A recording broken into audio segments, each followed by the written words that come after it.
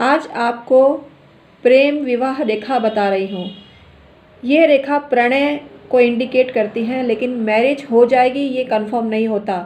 तो इसको प्रेम विवाह से समझें, लेकिन प्रेम हो सकता है, विवाह ज़रूरी नहीं है। कुछ खास कंडीशन इसके लिए होनी चाहिए। तो कुछ खास कंडीशन कैसे होगी, कैसे होनी चाहिए, ये देखिए। ये बुध का जो पर्वत होता है, मतलब जो कनिष्ठिका उंगली होती है, उसका जो नीचे का हिस्सा होता है, वहाँ आड़ी रेखाएं होती हैं, और आड़ी रेखाएं एक से अधिक भी हो सकती हैं। तो ये मीनिंग इसका नहीं है कि एक से अधिक विवाह होगा।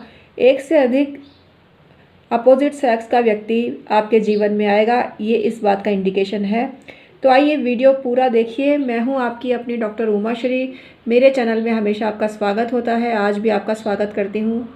मैं हूं आपकी अपनी डॉक्टर उमाश्री। मेरे चैनल डॉक्टर उमाश्री में आपका स्वागत है। आई होप आप सब खुश नुमा ज़िंदगी बसर कर रहे होंगे। मेरी ब्लेसिंग्स आपके साथ में है। तो आइए आज का वीडियो शुरू करते हैं, जो आपके लिए जानना बेहद ज़रूरी है। और ये वैलेंटाइन डे आ रहा है, हर कोई अपना हाथ दिखाता है ज्योतिषियों को, एक दूसरे को, और जानना चाहता है कि उसके नसीब में कितना प्रेम का खाता है, कितना प्रेम उसको मिलेगा। ये अपने लव वन से द्वारा हो या किसी अन्य के द्वारा, उसके जीवन में कितना प्रेम है, ये हर कोई जानना चाहता है। तो प्रेम के लिए आपको स्पष्ट हृदय रेखा होनी ज़रूरी है। अगर आपकी हृदय रेखा बहुत अच्छी है, सपाट नहीं है, घुमावदार है, और उसकी कोई पुच्छ में कुछ छोटी छोटी हल्की रेखाएं बनी हुई हैं, तो आपको समझना चाहिए कि आपका जो सुख है बहुत ज़्यादा होगा, और आपको प्रेम बहुत तायत से मिलेगा। आप खुद भी प्रेमी स्वभाव के होंगे, और आप दूसरों को प्रेम भी करना जानते होंगे। मतलब ये रेखा इस तरह से होगी कि गुरु पर्वत से तीनों रेखाएं चालू होती हैं। तीनों रेखाओं का जो उद्गम होता है, हृदय रेखा, मस्तिष्क रेखा और जीवन रेखा, ये तीनों ही गुरु पर्वत से उद्गम पाई हुई होती हैं। तर्जनी उंगली से ये इनका उद्गम माना जाना चाहिए, और ये सतत इस तरफ बढ़ती हैं। तो बाहर की साइड इनको माननी चाहिए। कनिष्ठिका जो उंगली होती है या नीचे का हिस्सा होता है, ये इनकी आउटर साइड होती है, आउटर बॉडी हो सकती है। तो इस जगह पर, मतलब किनारे पर आपके छोटे छोटे रेखाएं इस से जुड़ी हुई हैं आपके जीवन में, तो आपको बहुत प्रेम मिलेगा, और आपके द्वारा प्रेम और लोगों को भी मिलेगा। ऐसी स्थिति आपकी होती है। लेकिन आज का जो वीडियो है, ये बुध रेखा, मतलब बुध का जो पर्वत होता है, उससे जुड़ी हुई जो रेखा होती है, मतलब उसके नीचे जो ये साइड में रेखाएं होती हैं, ये कई बार ये जो हृदय रेखा होती है, ये इनके नीचे भी होती है, मतलब ये यहाँ से यहाँ भी हो सकती है। तो ये रेखाएं प्राय अंदर ही होती हैं। ये जो रेखाएं होती हैं हृदय रेखा के अंदर होती हैं, और कनिष्ठिका उंगली से नीचे होती हैं। तो ये इनको इसी दृष्टि से देखा जाना चाहिए। अगर ये रेखा ऊपर की ओर मुड़ जाए, मतलब कनिष्ठिका उंगली की ओर मुड़ जाती है, तो इसका मतलब है आजीवन कुंवारे रहने का योग उस व्यक्ति के हाथ में है।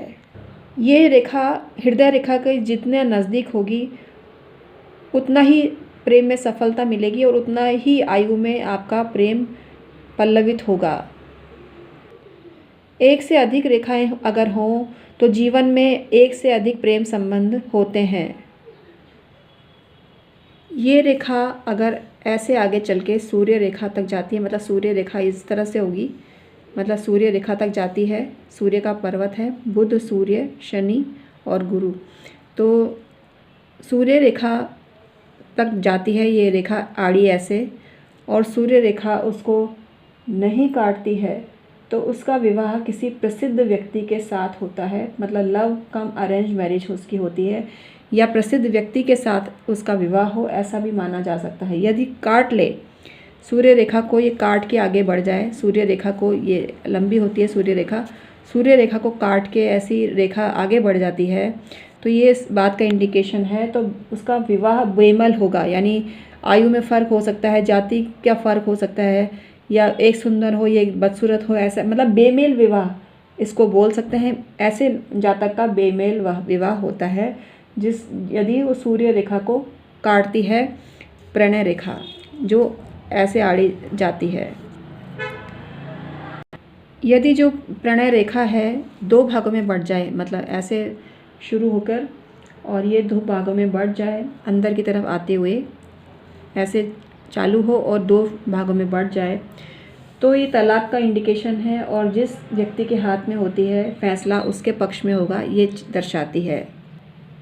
ये रेखा अगर शुक्र पर्वत पर मुड़ जाए, स्पेशली लेफ्ट हैंड में, तो ऐसा माना जाना चाहिए कि तलाक की नौबत आ सकती है। लेकिन अगर दोनों हाथों में ये इंडिकेशन है, मतलब दोनों हाथों में शुक्र पर्वत की तरफ ऐसे ये रेखा जा रही है, तो तलाक हो चुका है ऐसा मानना चाहिए। ये रेखा अगर टूटी फूटी हो तो इस बात का इंडिकेशन है कि जातक का प्रेम संबंध सफल नहीं होगा, प्रेमी या प्रेमिका से बिछो भी संभव है, या तलाक भी आपको मानना चाहिए कि तलाक की नौबत भी आ सकती है, तलाक भी इसका मीनिंग है।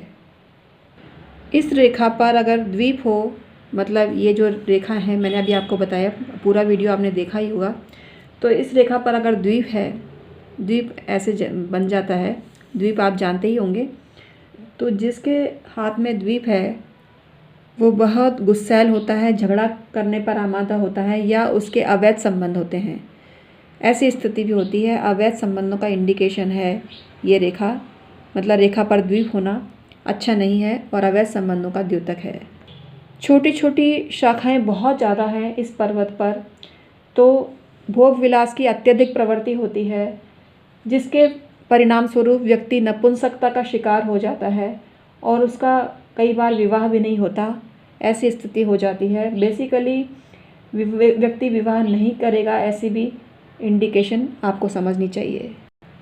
अगर साफ सुथरी और स्पष्ट रेखा है और हृदय रेखा के समानांतर है या समीप है, तो एक ही व्यक्ति से संबंध है उसके, ऐसा मानना चाहिए। पुराना प्रेम संबंध अभी तक चल रहा है, ऐसा आपको मानना चाहिए। लेकिन इस पर विश्वास करने से पहले अपने अंदर की आवाज़ अवश्य सुनिए।